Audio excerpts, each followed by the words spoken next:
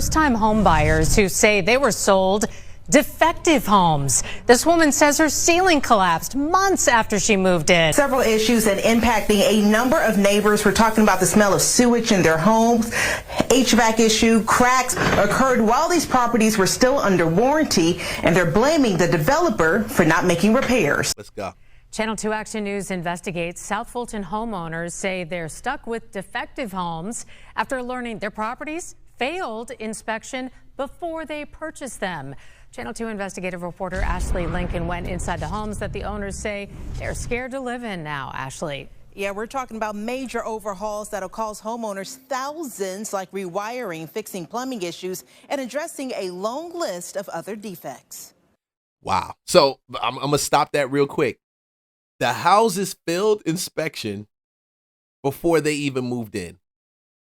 This is the whole subdivision. This is the most craziest story I've seen. I've seen one house fail inspection, an individual house. I see one house here and there, probably two, probably three, but a whole subdivision, 90 plus homes. Come on, bro. They should be held accountable and fix these repairs because Failed inspections and unlicensed subcontractors. So what South Fulton homeowner Zanza Morris says she discovered after finally getting her hands on her home's building application. we thought we were investing in a new construction, but actually this is a fixer-upper. For years, she and other homeowners on Rock Rose Lane have voiced frustrations about defects in their homes. There was a towel like stuffed into the drain, so it flooded. You can hear this outside. The wiring was not done correctly because I have outlets that do not work. Documents show on April 15, 2022, Morris's home failed inspection the same day she and her husband closed on the property. We're still experiencing the So let me give you perspective real quick. It failed inspection 2022. We're in 2025 right now. 2026, excuse me. Like I'm trying to take it up. I'm trying to take 2020. So they lived in this house for what, 3 years? 2026 was okay, 2.5 years. Failed inspection. So let me give you perspective what that means. That means every time a builder builds a house, they got to go to the county or they got to go to the city. They got to get the approvals, right? After that, the wiring, the plumbing, all the other things that are laid in the house, depending on the municipality, they may come in and do all of it at one time. Sometimes they may do a piece here, a piece there, a piece there. But the municipality has to clear the house. They have to clear it. They have to say that this dwelling is suitable for somebody to live. This is crazy. Now, you wonder where this is. South Fulton, if you're looking at this and you're in like Washington and you're in Texas or wherever, South Fulton. City of South Fulton is probably about 30 minutes outside the city of Atlanta, 25 minutes outside the city of Atlanta. City of South Fulton has already had a bunch of issues. They've had a mayor at one time this guy was taking trips over to Ghana when he became mayor to learn how to run a city in South Fulton, south of Atlanta, the black mecca of the South, you would call it. You can go right over to Andre Dickinson, but he didn't. And this happened around that time. This was around I think he became mayor around 2022, 2023. So he wasn't focusing on the needs of the citizen, none of that, or the constituents that put him in office. He was focusing on all this other stuff. Now we're going to see all this other crazy mess start to come up and bubble to the surface. Everybody's moving to Atlanta. The south side of the city of Atlanta is exactly where you find some of the best deals when it comes to real estate. You're outside of the perimeter. The 285 circle that covers the city. But dude, you can turn around and find some homes down there. This is insane.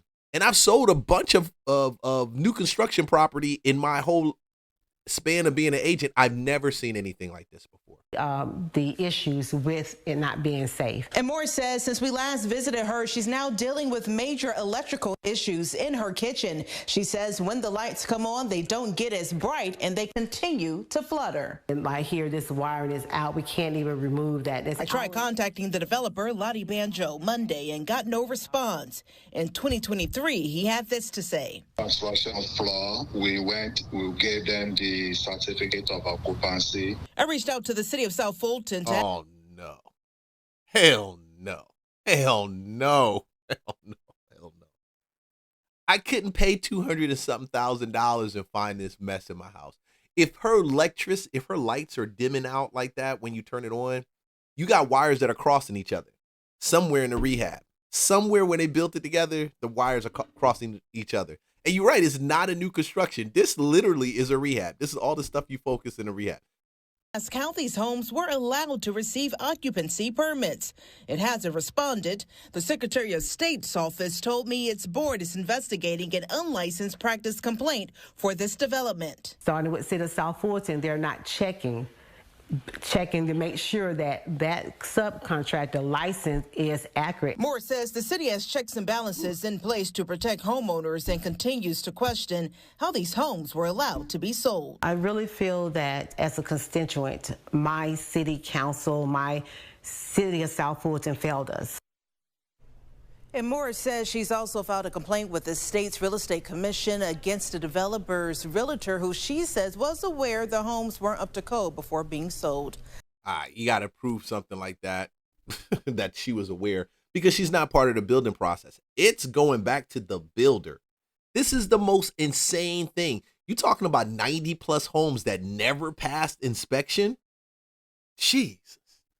See, when Trump is talking about taking away all these guidelines for people to build, these guys are already taking away these guidelines for them to build. They know they're already doing that, and they're hiring the most. I'm gonna keep my language clean today. I'm gonna be good. I'm gonna be good. Raggedy ass subcontractors doing the work, right? Raggedy. I was about to say something else. Raggedy. 2022. So right on the tail end of COVID, dude, that dude threw them things up because he was just trying to get COVID money.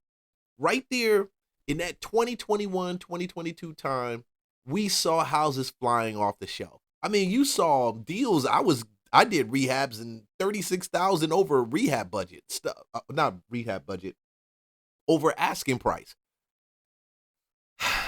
See, now all of that stuff is coming back to bite people.